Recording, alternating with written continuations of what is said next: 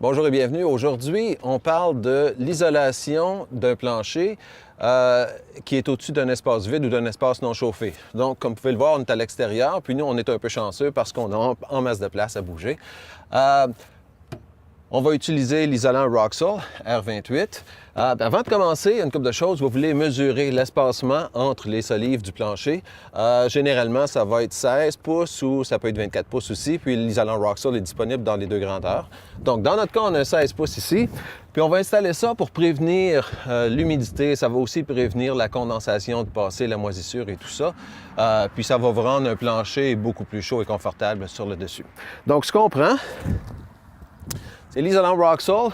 Nous, ici, on a une pièce déjà pré-coupée de 16 pouces de large. Puis pour la couper, encore une fois, n'oubliez pas, on prend un couteau dentelé à pain, par exemple, à cause de la composition de laine rocheuse du Roxul. Fait que quand on le coupe avec un couteau à pain, on le scie, puis on a une coupe nette et égale qui nous permet de bien ajuster notre morceau dans le plancher. OK, alors ce qu'on fait ici, c'est qu'on l'installe, comme à l'habitude. On insère, on comprime, et puis on relâche.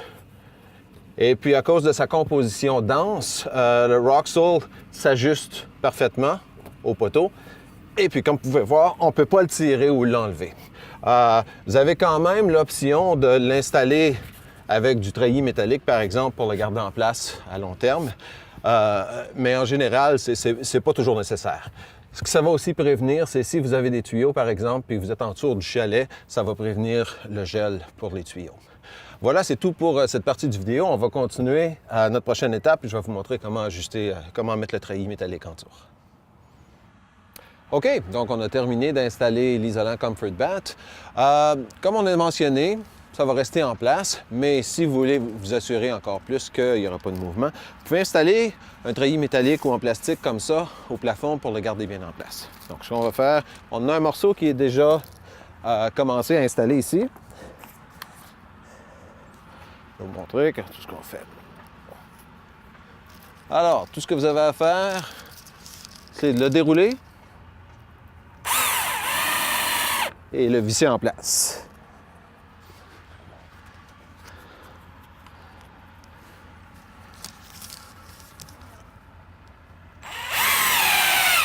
Voilà, vous pouvez faire ça toutes les 16 ou 24 pouces à peu près, ça devrait fonctionner. OK, prochaine étape. On pourrait dire qu'on a terminé, mais dans une autre vidéo, on a parlé du transfert thermique de la température. On a les solives qui sont exposées ici, et puis le froid qui est en dessous l'hiver, en dessous du bâtiment, peut être transféré du dessous ici jusqu'au plancher à travers les solives. Ce qu'on veut faire pour éliminer ça, le transfert, le pont thermique, c'est qu'on va utiliser un Comfort Board ES. Moi, ici, j'ai un R5. Et puis, on va l'appliquer en dessous des solives comme ça. On s'assure de bien couvrir tout. Et puis, tout ce qu'on a à faire, c'est de le fixer au plafond avec un clou, avec une rondelle en plastique, comme ça.